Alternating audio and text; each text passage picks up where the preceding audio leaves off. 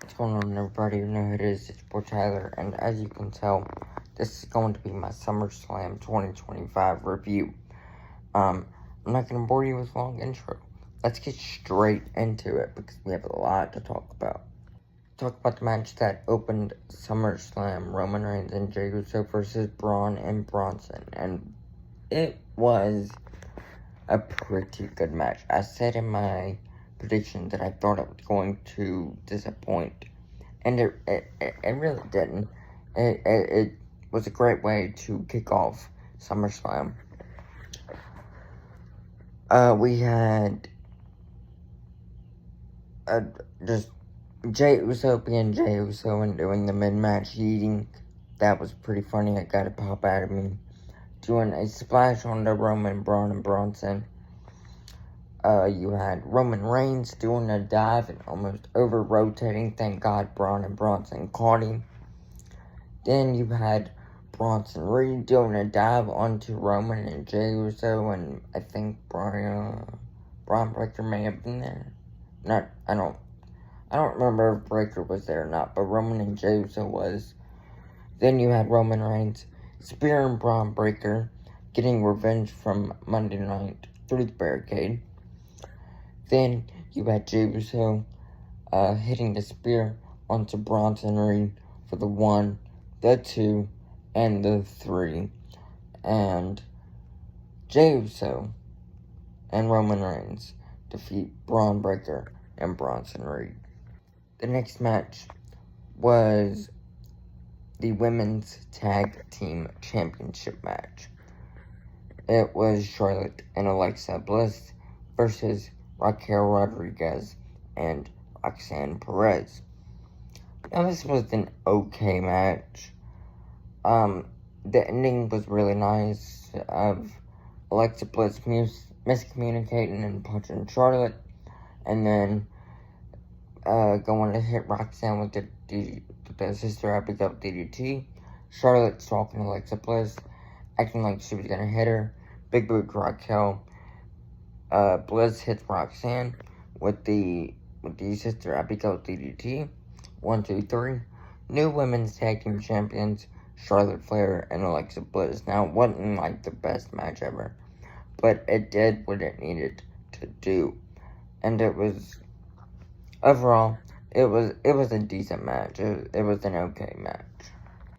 Next match that I'm gonna talk about, I think it was next on the card in order, but anywho, Sami Zayn versus Karrion Kross. Now, this match was meh. It really was. I'm just gonna call a spade a spade. It was meh. Sami Zayn.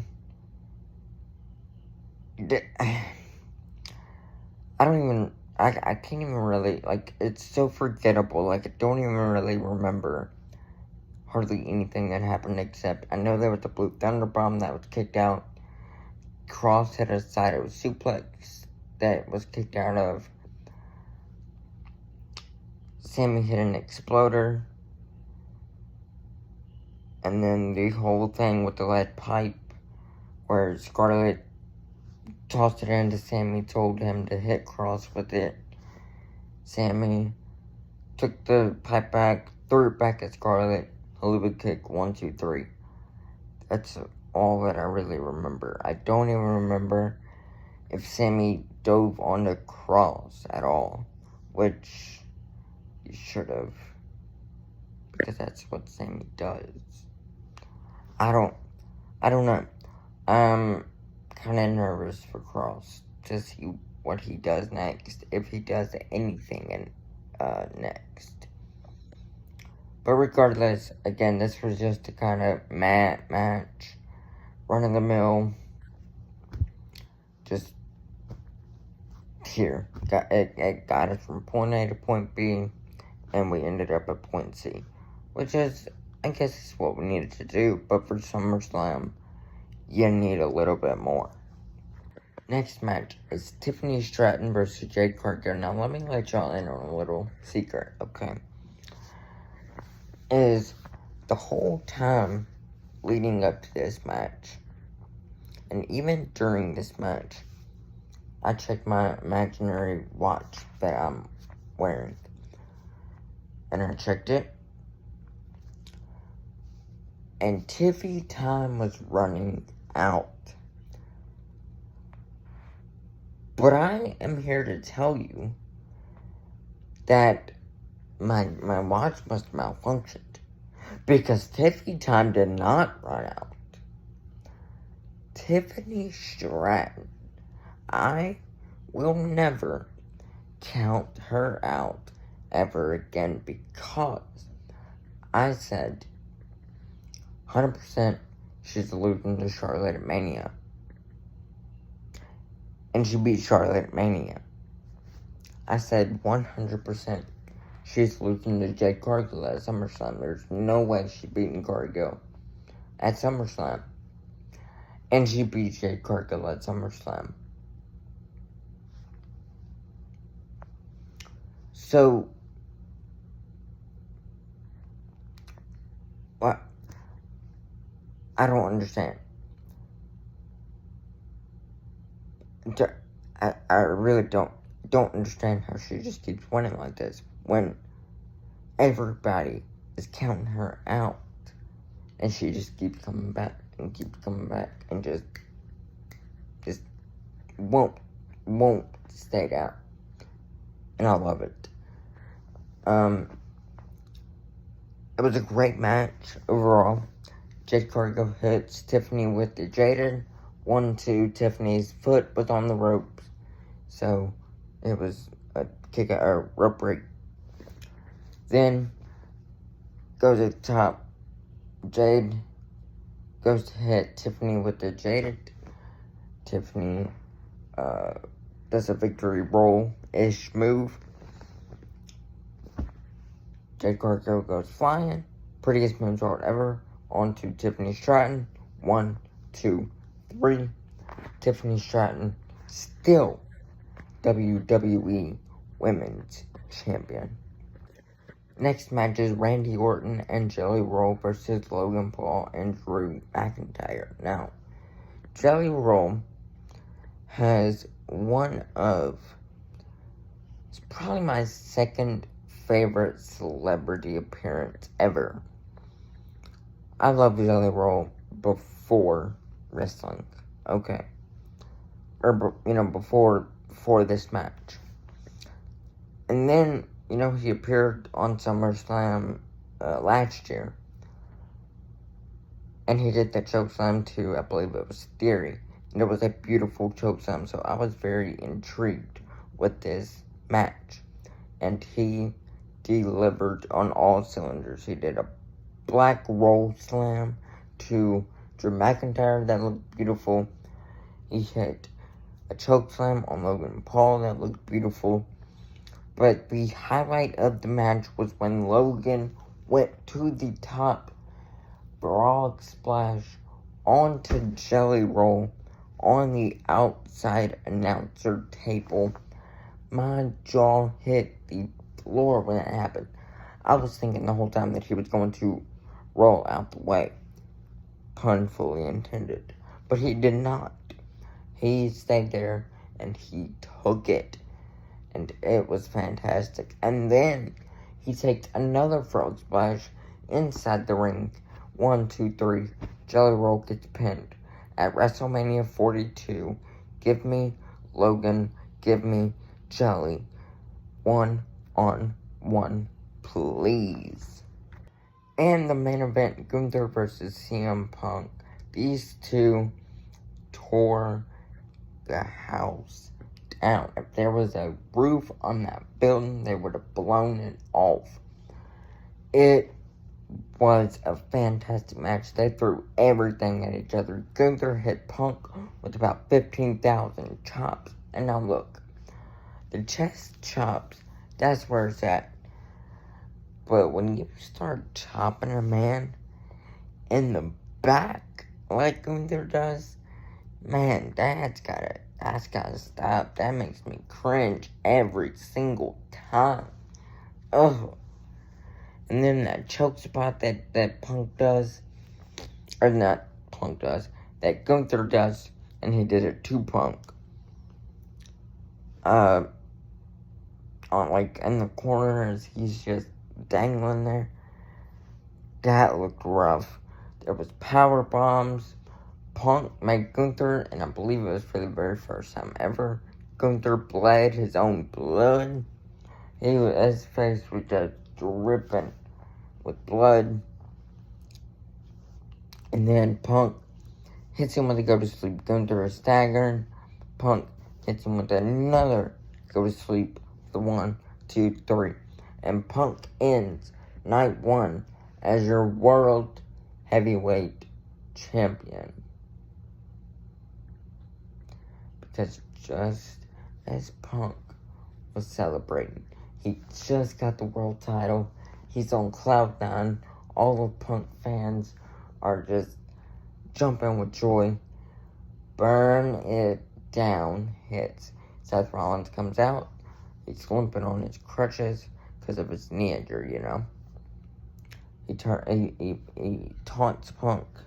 He turns around to walk out, and he drops his crutches.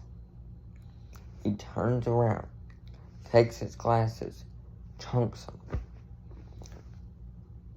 takes his knee brace off, chunks it, rips his shirt, sprints down to the ring, grabs the briefcase, grabs the ref at the mid-ramp, beats down CM Punk, cashes in the Money in the Bank briefcase, curb stomp 1, 2, 3. New World Heavyweight Champion Seth freaking Rollins. And it was a fantastic way to end night 1. And just spoiler for the end of the year awards, it's definitely a nominee for Moment of the Year. And it's going to be close up to winning. It really is, because it was fantastic. And we move on to night 2. The opener was Rhea Ripley, Io Sky, and Naomi. Now, this is just my initial thought, because I need to go back and watch this match again. My initial thought, it was a great match. However, I don't think it was as great as I expected it to be. I didn't like the first few minutes where they were just toying with Naomi and double teaming her. I didn't like that. But when it got all 3 of them again, that's when it really kicked up. You had the double moonsault onto Naomi and Rhea by Io. You had the nasty knee spot by Naomi onto Io. Then turns around, headbutt, riptide combo onto Naomi by Rhea Ripley. You had a moment where Io goes for the over the moonsault onto Naomi. Naomi moves. She hits Rhea. Then Rhea hits a avalanche riptide onto Io. 1, 2, Naomi scoots in, rolls up Rhea. 1, 2, 3, still women's world champion. Also, there was a nasty Poison Rana, reverse Hurricane Rana spot that looked really good. But yeah, still, your women's world champion is Naomi.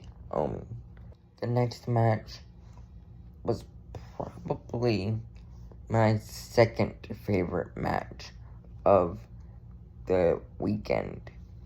It was the TLC match. It was Fraxium, DIY, Street Profits, Motor City Machine Guns, the Wyatt Six, and Ray Phoenix, and Andrade. And what a car wreck this was. It was carnage. It was chaos. It was amazing. And seriously, I cannot. I am impressed. Not impressed, because I expected this. I was entertained. That's the word I was looking for. You had Johnny Gargano hitting Joe Gacy with the final beat DDT. Then you had Dexter Lumis hitting Montez. This was all back-to-back, by the way. Dexter Lumis hits Montez with a leg drop through another table, because that DDT was also through a table. Then you had Rey Fenix hit Nathan Frazier with a frog splash through a table. And then you had Axiom hitting Angelo Dawkins with the Spanish Fly through 2 tables. Again, all of that was back-to-back within the span of 60 seconds. You had Montez doing Montez Ford things. You had chairs flying in people's faces. Then you had the women getting involved. Nikki Cross, BFAB, and Candice LeRae. Candice LeRae going to get the titles. Montez kicks Ciampa. Ciampa runs into Johnny Gargano. Johnny Gargano runs into the ladder, pushes it over, and Candice LeRae goes through a ladder. That was probably the most insane spot of this whole entire match. I was extremely shocked. And then you had Uncle Howdy pushing DIY through 4 tables, although one didn't break. 4 tables, and the Wyatt Six climb up the ladder, retrieve the titles. Well, Joe Gacy did. Retrieve the titles. Still, your WWE Tag Team Champions, the Wyatt Six. Thank God. Next was Becky Lynch versus Lyra Valkyria in a no DQ, no countout match, and this match was fantastic. They threw everything at each other. Kendo stick shots that were just hurting me watching them. You had chair shots, a couple manhandle slams that got kicked out. Lyra hit Nightwing onto, I believe that's the name of the move, onto Becky from the steel steps onto the concrete floor. Then you had Bayley getting involved, attack Becky. She went to go hit Becky with the chain. Becky moves. She punches Lyra with the chain. 1, 2, 3. Becky Lynch, still Women's Intercontinental Champion. Also, they had like this spot where they put a chair around Lyra's neck. That was brutal. That looked freaking brutal. But it was a great match. Great way to follow up that TLC match. I thought whatever was going to follow that match was going to stink compared to that match. And no one that's good, but didn't expect it to be. But it was still a great match. It was the best match these 3 have had, although all 3 of them have been nothing but amazing. I wish these 2 could run it back again, but unfortunately they won't for a while. But we move on. And we move on to Jacob Fatu versus Solo Sikoa United States Championship and the steel cage. And this match was meh. It was the worst match of the night. I don't even remember any of it except for Jimmy Uso coming out, super kick, getting manhandled by Tall Tonga, then handcuffs Jacob Fatu to the top of the cage. Jacob Fatu rips the handcuffs, stops Solo Sikoa from going out of the door. Tall Tonga hits Jacob Fatu with the door. Solo Sikoa escaped from the door, and then that was it. The best part of the match was at the end when Jacob Fatu hit the moonsault off the cage onto Tonga Loa and JC Mateo. Other than that, there's nothing really to talk about in this match. Next up, Dominic Mysterio versus AJ Styles for the Intercontinental title. It was a great entrance by AJ Styles. Eddie Guerrero tribute, Eddie Guerrero tribute pants, Eddie Guerrero tribute shirt. It was fantastic. And it was a great match, too. They had the Eddie Guerrero spot where Dom took the turnbuckle padding off, and then the ref goes to fix it. He grabs a chair, hits it on the ground, throws it at AJ, falls back. And then we have the ending of the match. Dom purposely loosened his boot. AJ hits the calf crusher. He rips the boot off because it's loose, or it was unzipped. Then AJ accidentally almost hits the ref. AJ Styles turns around. Dom hits AJ with the boot. Frog Splash 1, 2, 3. Still Intercontinental Champion is Dominic Mysterio.